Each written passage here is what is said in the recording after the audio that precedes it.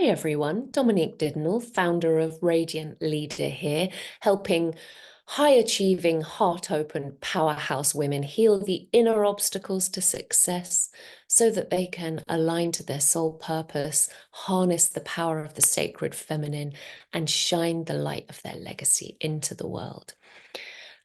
I'm just popping into your newsfeed today to talk about an article I just read in The Guardian over the weekend on workaholism. I don't know if you saw it, it was in the main paper.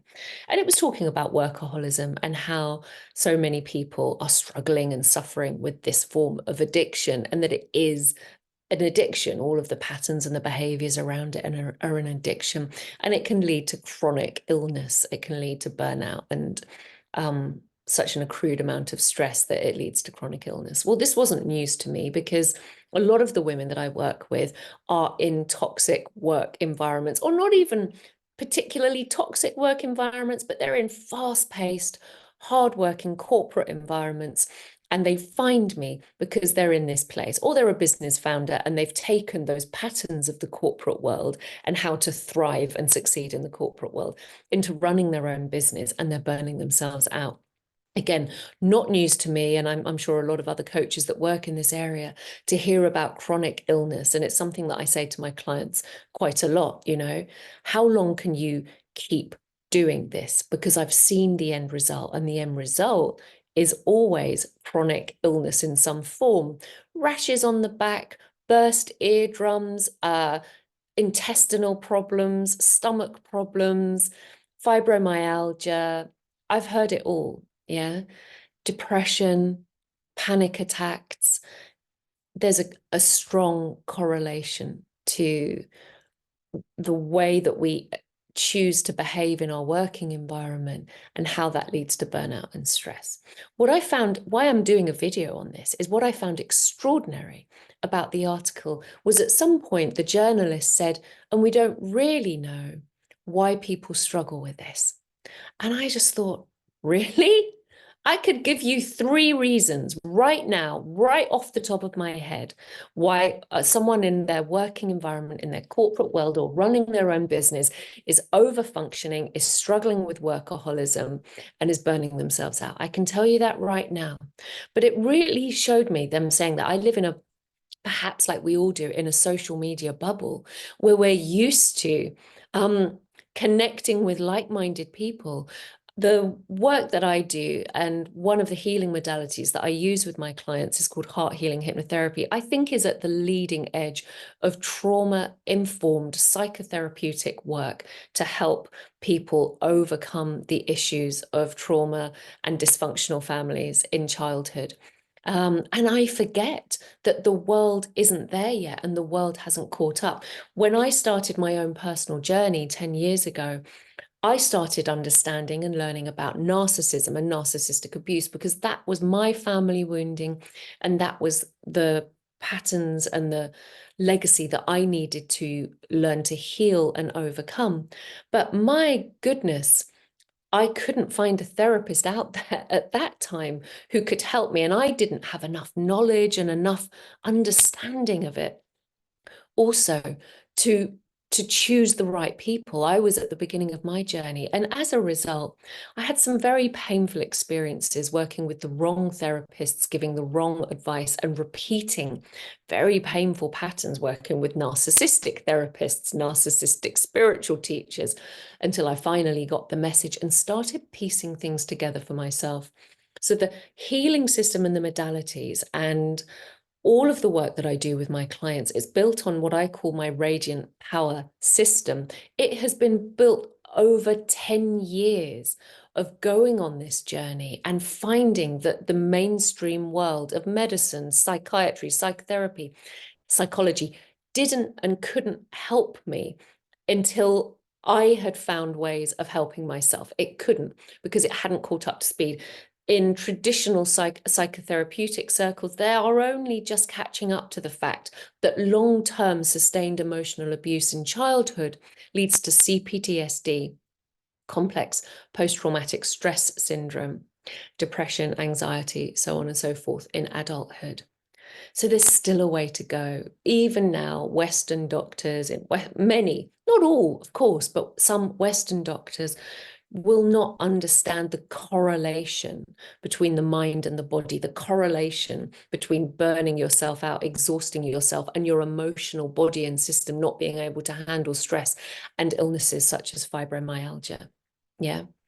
So I found it extraordinary in this paper. They said, we don't know why people struggle with workaholism. I can tell you right now why people struggle with workaholism. Here are 3 reasons, okay?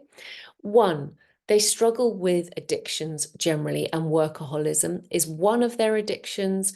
So they're also struggling with drink or drugs. Now, those are the less socially acceptable addictions, aren't they? Alcoholism, narcotics. But if you, like me, grew up and had a marketing career in London, then you'll probably realize that actually binge drinking and drugs are pretty socially acceptable to a degree as well. It was only when I actually quit my corporate career and went traveling that I realized how unacceptable the amount of alcohol that we consume on a Friday night in London actually is. But so if someone's struggling with addictions anyway, or they recognize that the really strong addictions like alcoholism and drugs, they're not socially acceptable. So they're not doing those. They've found a way to manage their lives in order to not have the stronger addictions, but they have still got an addictive personality. I don't really agree with that term. And they've kind of transplanted one addiction for another. They're not binge drinking anymore. They're not taking drugs, but they still need to do what the root cause of an addiction is, which is to numb pain. Yeah. It's if you grew up in an environment where your emotional world was a mystery to you, you were never taught how to regulate your emotions or self-soothe, then any kind of stress that builds up in the system and becomes painful, any kind of emotional pain will feel incredibly threatening to you. It'll be something that you don't know how to manage, don't know how to regulate, don't trust that you can hold your own emotions, that you're responsible for your own emotions and that they'll flow through, that don't want to face pain, grief, locked in anger from the past, from past abuse, past neglect, past traumatic incidents that have happened to you, then you'll find a way of numbing all of that pain that is being held in the physical and emotional body. And you'll do that with addiction. Now, it might not be alcohol and it might not be drugs because that's not socially acceptable in your sphere, but you'll still find a way of numbing that pain and avoiding your feelings. And workaholism is a great way to do that. You don't need to feel your feelings if you're in the office till 10 o'clock every night and up again and there at 6 o'clock in the morning, do you? You don't have to be with yourself and all of the limiting fears and beliefs that might be bubbling away under the subconscious. Fears like you might not feel good enough, you might not feel lovable, you might not feel worthy. Deep down in your deepest, most private subconscious place, you might have a deep fear and a deep sense of shame, toxic shame about who you are. And rather than face those fears and see them for what they are, which is false, by the way, lies that you picked up along the way in childhood, yeah, from pain in the past, rather than face it, you numb the pain. You might numb your pain by doom scrolling on social media or eating a load of sugar. But the fact is there's a huge amount of emotional pain there. And often that might be pain that we're causing ourselves by believing that false story that somehow has been injected into us, projected into us at an earlier stage. I'm bad, I'm unlovable, I'm no good, I'm not good enough, okay? So workaholism is another form of addiction. It's another form of addiction. And if we're not numbing ourselves through sugar or scrolling or drinking or drugs, then a really effective way of avoiding all that we have to look at. And you know what we have to look at? We have to normally look at a childhood where the people that were supposed to love us didn't love us enough, didn't help us feel unconditionally lovable and likable and see us for who we really are. And that's incredibly painful. There's a frozen younger part of you in there that is feeling incredibly deep pain about that still. And you doesn't want to feel that pain because no one ever taught you to regulate your emotions, soothe your emotions. So you think it will consume you. You think it will consume you. It will kill you off. Yeah. That's number one. What else has she got? Number two, boundaries. You grew up in an environment where boundaries weren't respected, weren't acknowledged, or weren't even present in your family home. You grew up in a dysfunctional family home, or even a pretty happy family home, but boundaries were just not there because your parents never learned, your early caregivers never learned how to set boundaries themselves. So maybe you grew up in an abusive environment or a narcissistically abusive environment where people downright disrespected your boundaries. They invaded your personal space. They might have invaded your personal body, physical space. They might not have given you a room. You might have forced you to share a room with your sisters. They might have rifled through your physical possessions, but they also didn't respect your emotional boundaries as well. They didn't notice or experience your feelings or accept them, or they reacted with manipulation, guilt, emotional blackmail when you had a feeling and you weren't allowed to express it. So boundaries are a really key thing. If they weren't role modeled in childhood, limits, standards, yeah.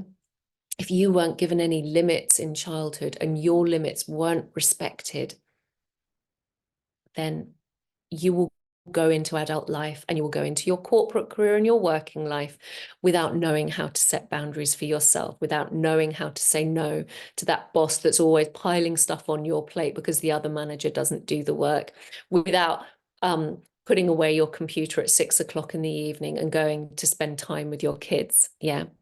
Because you will grow up in an environment where you learn that your personal space, your needs, your feelings are less important than the people around you. Yeah. So you won't set boundaries, you won't say no, and you won't do that. You won't do all of those boundaries because when you tried to set boundaries, perhaps as a child, when you tried to express your anger, when you tried to say something was wrong, when you tried to say no, then maybe the way that your caregivers or parents responded to you setting boundaries was to get angry or to withdraw their love. And if they got angry or withdrew their love, then that taught you that you were going to be abandoned if you set a boundary. Now, to a child, abandonment is death. You take that feeling with you into adult life. And if you set a boundary in adult life, the fear is that you're going to die. That's what's being held in the nervous system. So rather than face the fear of abandonment, which is death, you don't set boundaries. Now, the corporate world loves it. They love it. They love a person who doesn't have any boundaries because they can pile on the work, and you'll just keep running on that treadmill, running on that hamster wheel, yeah, until you burn out and get a chronic illness. So, yeah, don't take 200 pounds, skip, go on to, yeah, we know how the story ends. All right. So you're using addictions to numb emotional pain too. You grew up in an environment where boundaries weren't respected or role modeled, and you don't know how to set boundaries in your current life because the fear of setting boundaries, even if you know theoretically what to do, feels like abandonment, feels like death. Okay. Feels like disapproval. Yeah. The withdrawal of love and rejection. Very, very painful until you start working on the healing behind it. Three, you grew up in an environment where you were only rewarded when you did what your caregivers wanted you to do. So if you were a good girl and you got good grades, you got pats on the head, you got love, you got attention, you got gifts, you were rewarded. But if you did something that they didn't want, then you were rejected. Again, love was withdrawn, you weren't seen, you weren't heard, and you felt the pain of rejection and abandonment. That conditioned you, that trained you to understand that love was conditional and that your sense of self-worth was conditional based on your outward achievements. Therefore, you learn to work very hard for other people, doing what other people want, in order to keep other people happy as a means of holding on to love and it not escaping you, rather than grow up with a sense of inherent self-worth and inherent lovability for who you are, not what you do. If you were programmed or conditioned like that by your early caregivers or your parents that withdrew love when you did something they didn't like, then you learned very quickly into adulthood to people please, to pretzel yourself, to overfunction, put other people's needs first, yeah?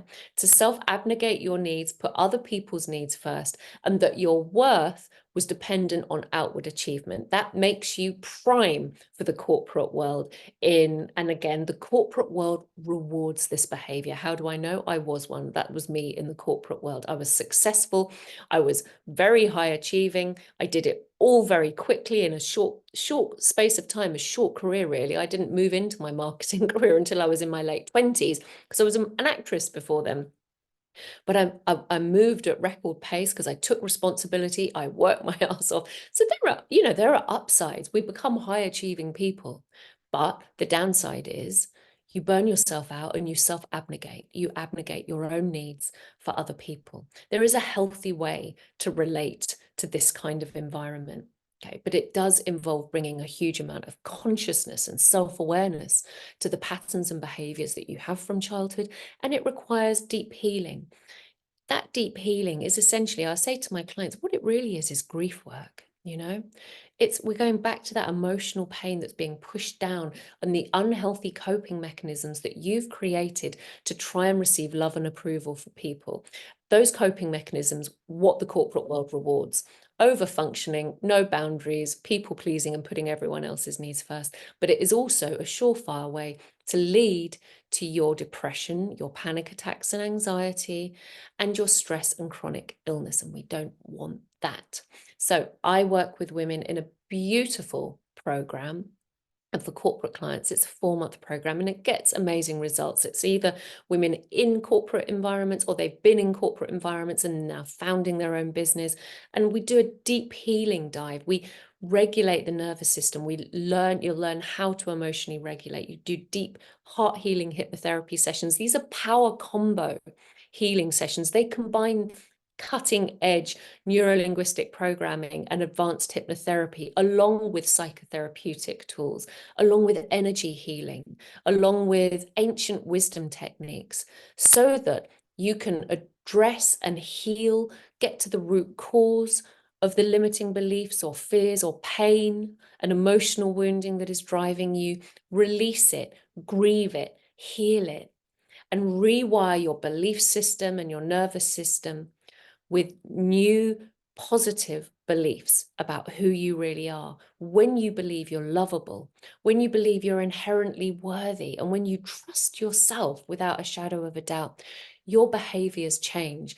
And another aspect of the work that I do is transformational coaching from the Institute of Women-Centered Coaching. So it's designed specifically for women, and it works with that behavior change. So we also work with the conscious mind and taking new behavior in your daily life, and I'm holding you accountable all the way so that change and growth is rapid. I get rapid, quick results with my clients. And if you're interested in working with me, please do send me a message and we'll jump on Zoom and have a chat and meet each other and see how it works. And it'd be lovely to meet you. Take care, and I hope you found that helpful.